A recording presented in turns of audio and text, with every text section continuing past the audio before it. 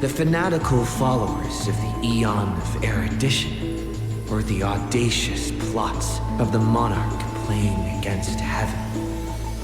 The Atavissearch Forest's monkey creatures, the steel soldiers reviving the Emperor, that Theoros' visage of arrogance.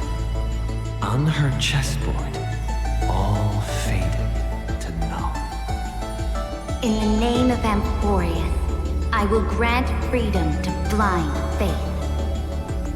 The monarch stood before the inorganic throne, driving the scepter into the Emperor's vacant gaze. Even the gods beyond the sky shall crumble like the Titans, as she swears to seize the glory of conquering the stars. Who will win? The immortal faithfuls of the Eon of Abundance, or the storms dancing between the chessmaster's fingertips? The pawns slay the birds, the horses trample the wolves, the chariots smash the trees, and the queen severs the head of pestilence. In the name of Amphorius, I will grant immortality eternal rest. The Xianzhou lays forth the ocean's tribute, which the monarch grants to her loyal Gladius. And upon that night's sorrow-marked visage appears a smile, precious and rare. Who will win? The raging waves of war from the Eon of Destruction, or the sharp blades of the Empress that has never tasted defeat? Even in the face of the power that swallows the stars, neither monarch nor subject faltered. They would prove their golden blood outshines the lifeblood of the gods themselves. In the name of Amphorius, I will grant destruction to the destruction. The monarch's core flame supplants the flames of annihilation. Soldiers drink deep of the golden blood of the blemished one. She has slain the wellspring of tragedy, once again usurping destiny's crown. Who will win? The light of the esteemed gods beyond the sky, or the core flame lighting up the world in the Imperator's heart? The fury of the stars surges headlong, boiling at the edge of the galactic empire. Mighty factions thrust into her realm, yearning to seize back the splendor of old. In the name of Amphorius.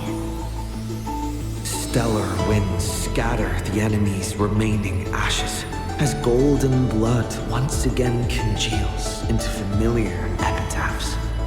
The master of the infinite cosmos lifts the edict high, declaring to her boundless, ceaseless realm, I shall conquer the heavens, and all stars shall submit. Chuckling, the Imperator tosses her final pawn, her previous delusions withering away during the game. She wiped off the formations that were purely imaginary and caught a glimpse of rust blooming upon the throne. On the night before the monarch faced fate, she left behind a grand dream of conquering the stars. In time, she shall become but a humble pawn, so that this grand illusion retains a sliver of truth. This world's game is nearing its conclusion, but in the distant future, For the raging and burning ambition, For the flame chase through 30 million creations. For the Imperator's realm and all her citizens. Who will win? I will win. Amphorius will win.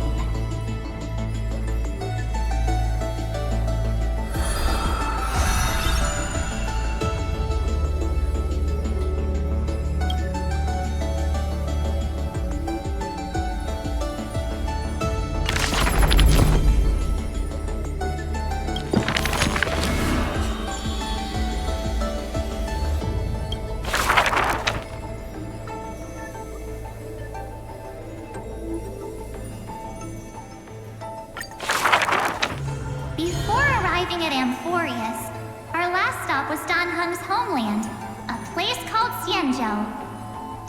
Xianzhou is just a general term. This starship is called the Lo Fu. I had some wonderful times there practicing swordplay. By the way, which is stronger, the bow or the sword? I'd say the sword. It can cleave a mountain in half. You've been watching too many Immersia. I've been working my butt off just to avoid using a bow. Come on, let's become weapon masters together. To master a skill, one must first find a mentor. And I ended up with 2 of them. So, sometimes I run laps, sometimes I lift weights, and sometimes I do both at the same time.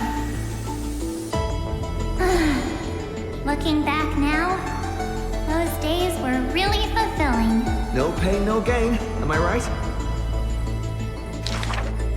Between sword practice sessions, I occasionally hit up the food stalls in Arum Alley to recharge with some delicious eats. Master Yun Li was right. These berry pheasant skewers are absolutely delicious. Hard work pays off. This girl's been up at the crack of dawn every day, and finally defeated countless formidable foes. I can testify. March really did defeat countless training dummies. Those wooden dummies aren't exactly easy to break. It takes real skill. Every hero's story needs a villain. And when it comes to the great heroine March 7th's nemesis, it's definitely gotta be Scott. Rather than a freight skiff, maybe an IPC eco-ship would suit him better. Why? After all, he's got a knack for talking like animals. During the decisive battle, I defeated Scott with my epic move, Star Shatter Shard Supreme! Did you actually master that move? Well, naming moves doesn't cost anything. There's still some space left, and I just happened to find a nice photo. Well, the floor is yours, Master Dan Heng. Don't be ridiculous. It's clearly Dan Heng's brother here. As I thought, March has some hidden powers there too.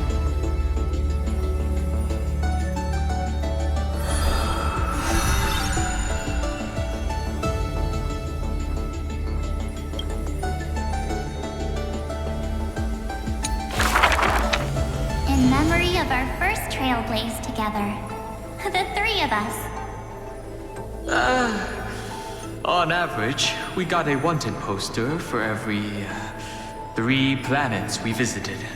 If I could have used my hidden powers back then, they wouldn't have dared to draw me this ugly. Playing hide and seek with Hook was fun. Those kids under her command have quite the hidden talent. When both players in hide and seek are experts, it will turn into a contest of who can last longer without food. On the day the overworld and underworld were connected, I too took the first cable car. The seats were so hard that day, my butt was killing me. let me teach you a trick.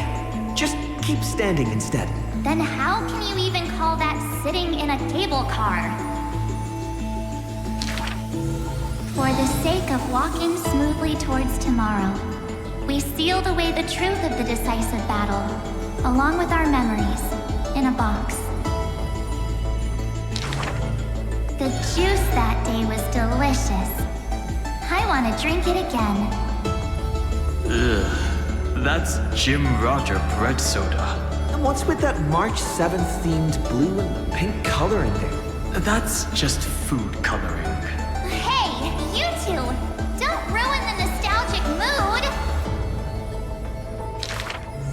Visiting Urillo again for the Soulborn Festival, I put on some pretty clothes specially for the occasion. Oh, look! Don't I look like a princess? So that's how you've seen yourself all this time. Well, I want to change my clothes and become a devil too. Little ice bear. A sweet little Snow White ice bear. I wonder if it's found any friends yet. I think I saw it in Panicum. Hey, why don't we turn it into a universal social media star? That niche is already dominated by trotters. That big guy who once raised his fists against us is now the hope for Belobog's revival. Mr. Yang was practically drooling watching that. Too bad he wasn't there that time. Not necessarily. By next time we visit Urillo, will it have turned into an ocean planet? Then wouldn't those polar bears have to be renamed water bears? The data shows that Urillo's environment is slowly recovering, but the ice shouldn't melt too quickly. Time to remove those floaties from the shopping cart.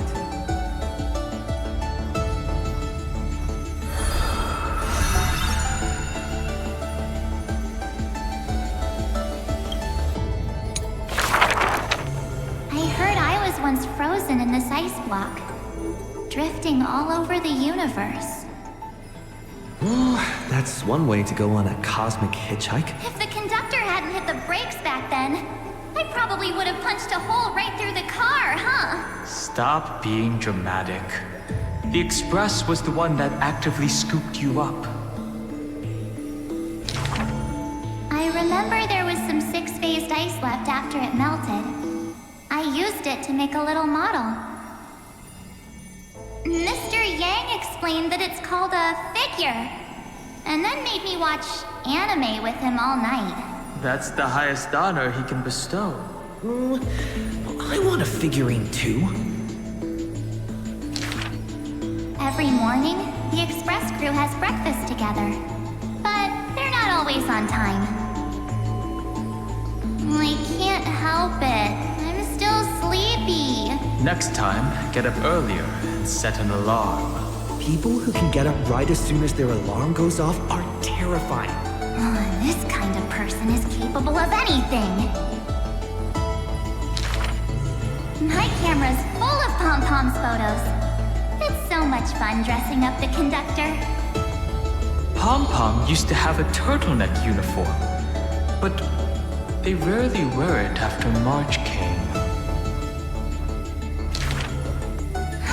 My room so much. I tidy it up every single day. Looking at it now, that photo wall must be the power of memories. By the way, I've been meaning to ask. Where's the wardrobe? Take a guess. I remember Taikian, my most trailblazy of trailblazes. That grand debut cost me quite a few credits. So, what exactly happened? I saw a ball by the road, so I just casually kicked it. And then, bam! It flew right into the ceiling, through the venue. And scored 100 points, too! We'll travel together, forever and ever. That line sounds familiar. Memories weave the past, bit by bit. They stretch long behind me, like shadows on the path I've walked.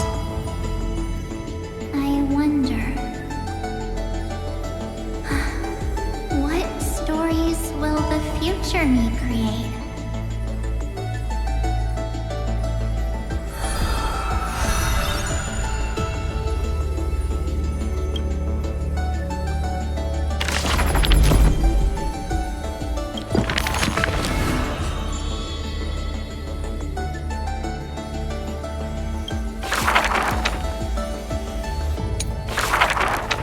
Having beheld the monarch's gift, she completed her demigod's destiny.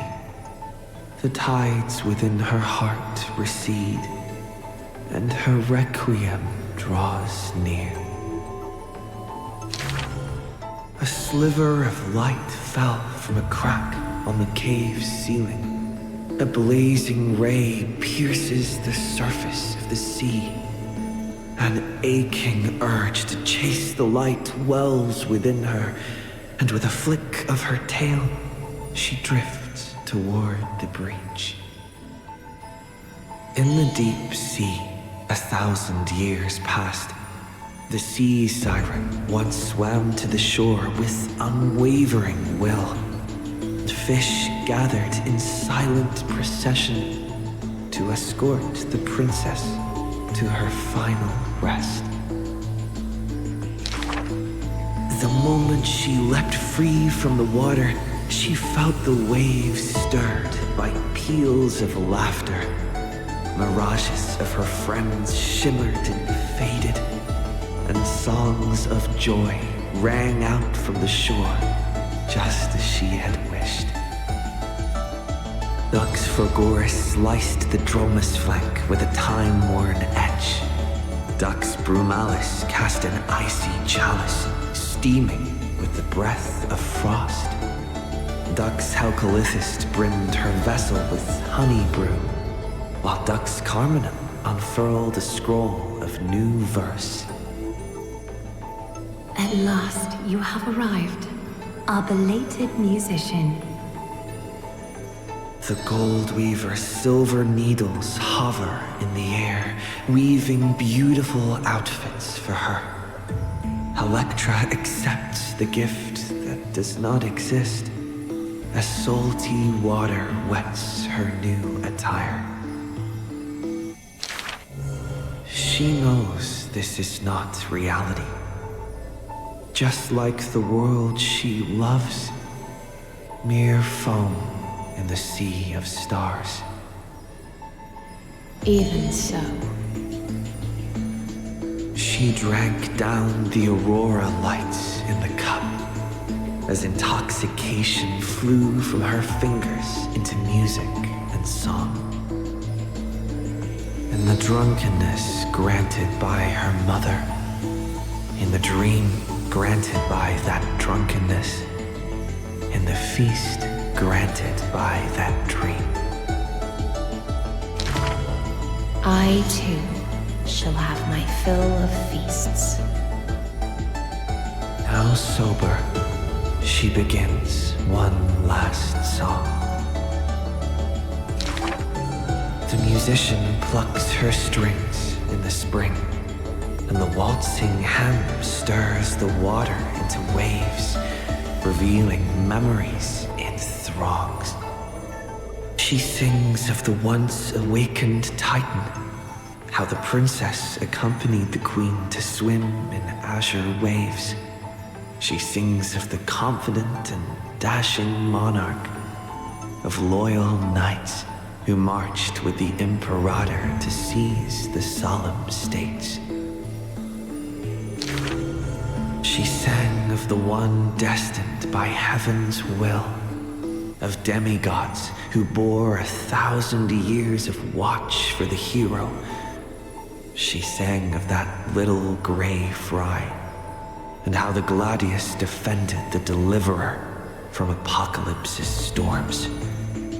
She sang of herself, a cup made of fish bones, ever waiting for someone to banish the nihility within, pouring the honey brew of fate for her to the brim.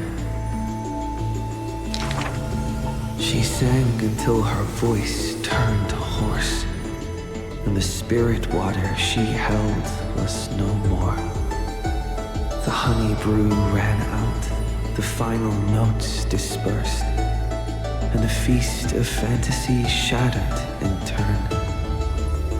Before the deadly quiet seashore, she gave one final smile, then faded into sea foam. To the fish from beyond the sky, we shall sink into the past.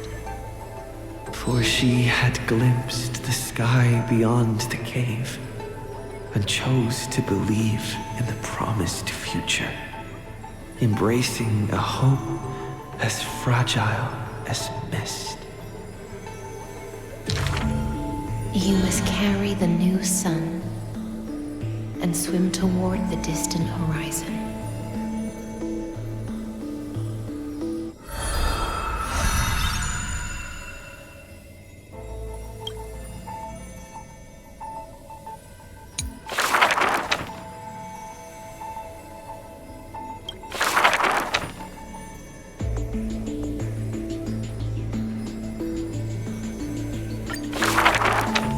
Another century of the Chrysos War. Rust, wails, and the blood of living souls seep into the earth, into the giant dragon's decaying bones and flesh. The trembling bedrock is the giant dragon's eyes. They see dromuses reduced to laborers and food, mythical beasts turned into weapons of war. War and flames extinguish all their siblings, yet the giant dragon is powerless, left only with bitter silence and memories filled with guilt. For Earth's trial is to bear the anguish of every living being that walks its surface. Upon the edge of doomsday, the giant dragon's will lays shattered, its scales broken. What greeted them is not a flower-covered era nova, but a long-fallen black sword. We are strangers. Please surrender the core flame for the dawn.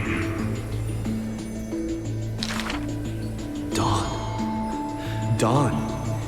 If this puppet of destruction yearns for dawn, then what awaits at the end of the flame chase? The torment of the black tide, the sacrifice of their kin. Is it an undeserved destiny? Or merely futile lament?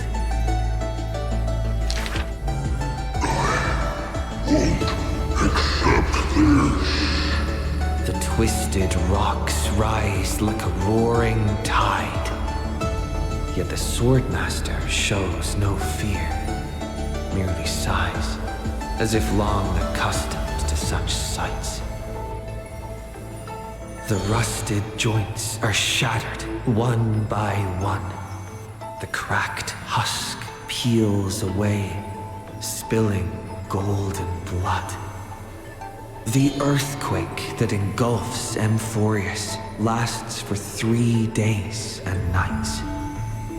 In its final moments of defiance, the giant dragon suddenly realizes this flame chase is nothing but the kindling of self-pity, the breeding ground for calamity. Yet, Earth's end is not dimmed by the shadow of the dark blade. In that special recurrence, the blazing sun extinguishes itself to set the destruction of flame. At that time, as the giant dragon sinks into the earth, still chewing on the pain of betrayal, it hears the footsteps of Evernight. I need a helper to watch over time until the very end. Evernight waves her sleeve, bathing the giant dragon in a memoria tide.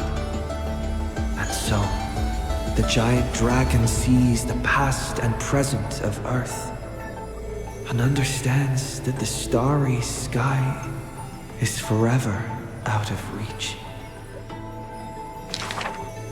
The 33,550,337th eternal recurrence.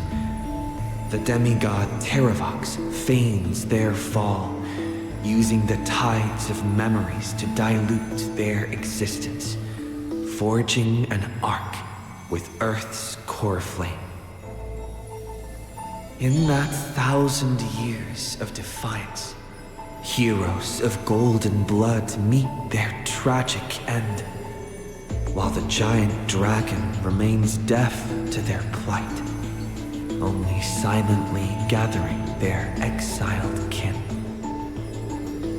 The pact with Evernight is simple. Time would erase the pain of Earth and cradle it in peaceful slumber among its own. And Earth shall become Time's ally, for it alone can keep watch until the end of the world.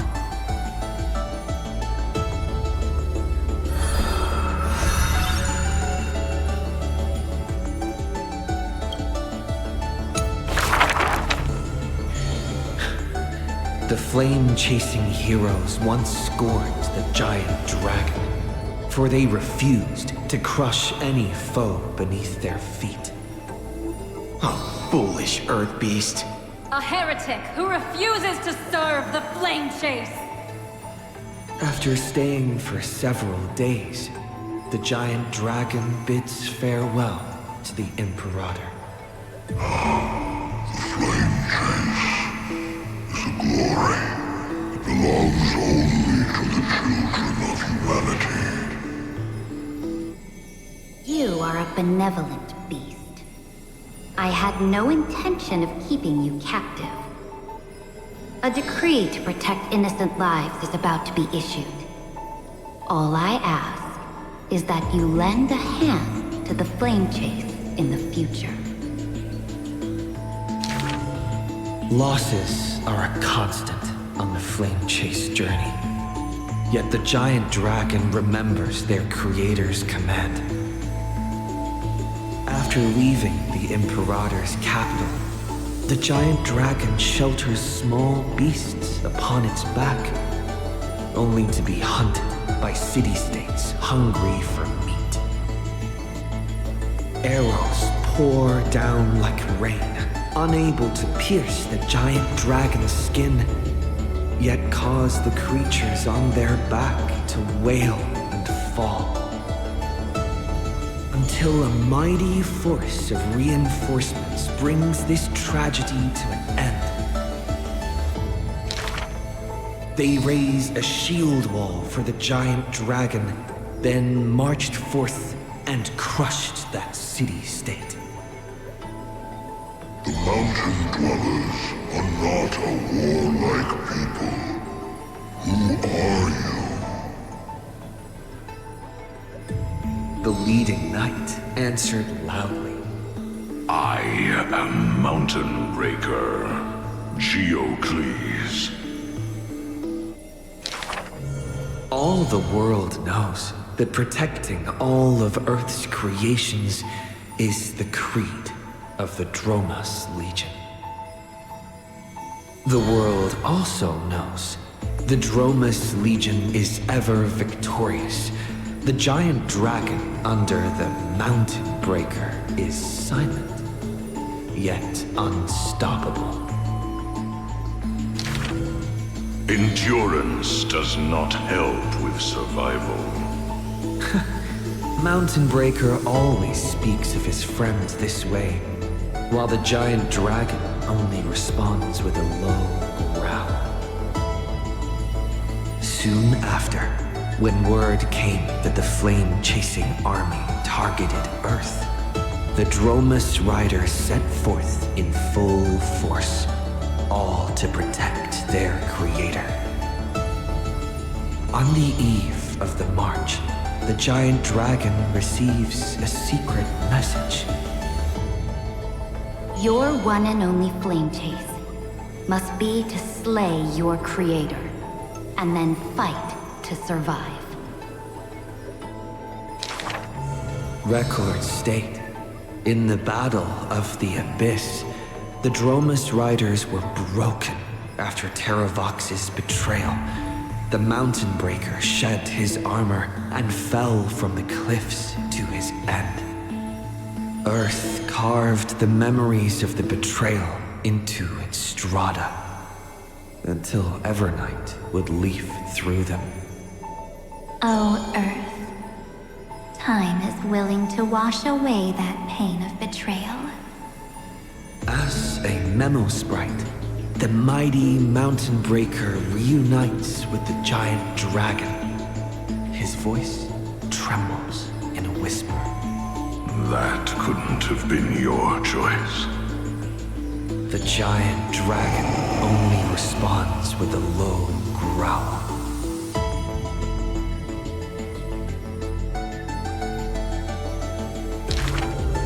The giant dragon and their comrade dwell in the abyss for 1,000 years, until the Azure Dragon returns from among the stars, stirring up the dust of destiny.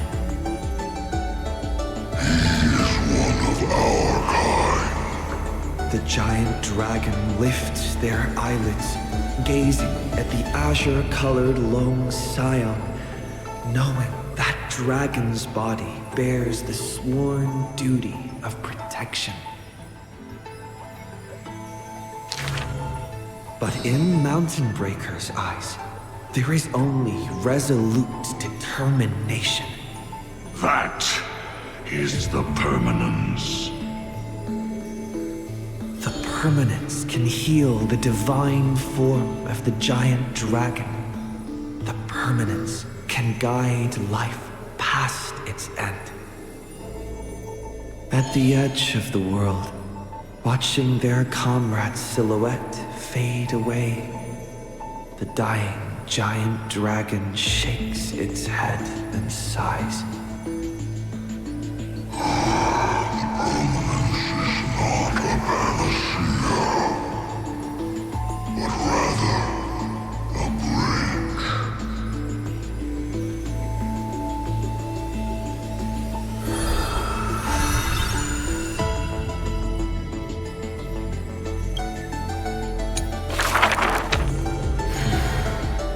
Years later, gazing up at the vast starry night sky, I often ponder, what does the permanence truly mean?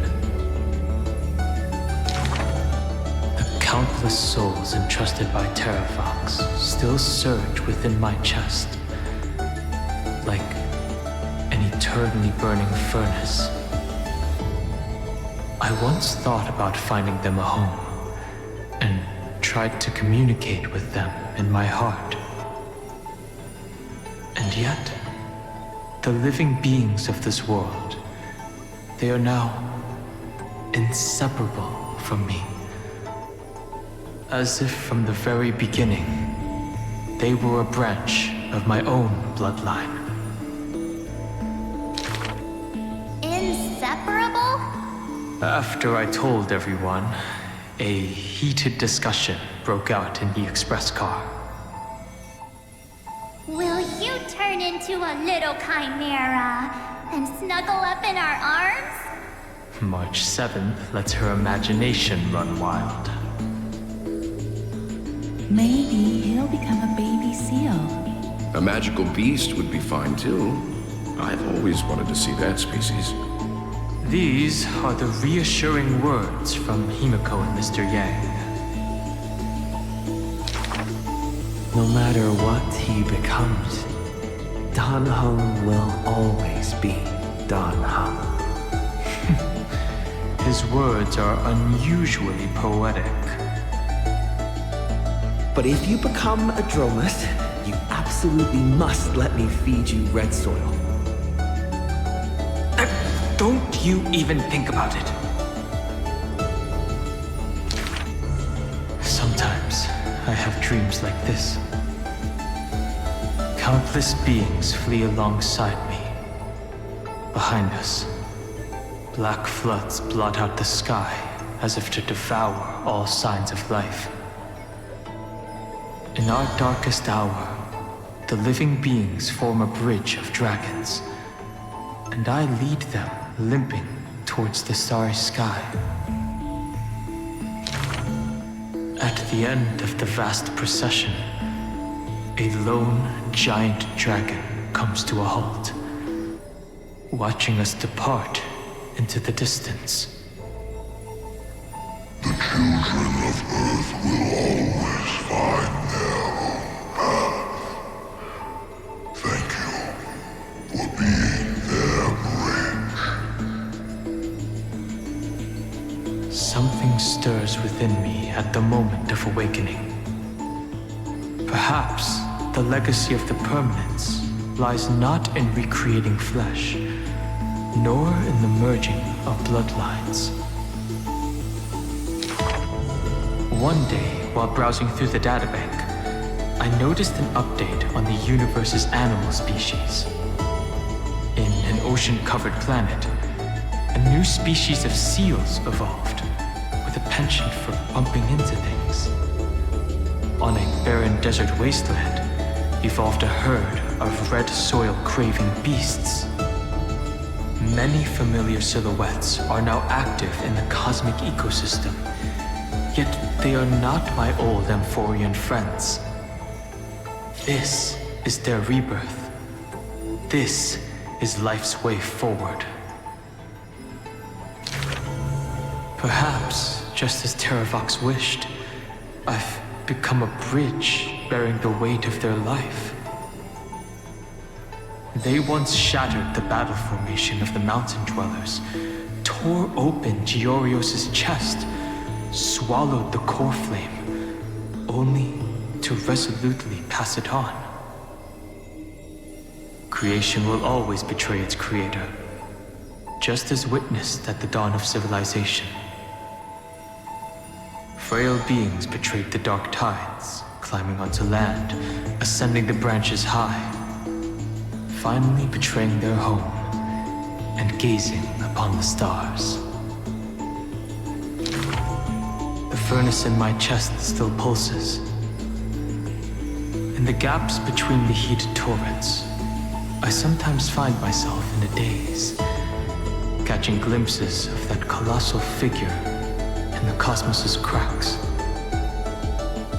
It was a giant dragon named the Permanence.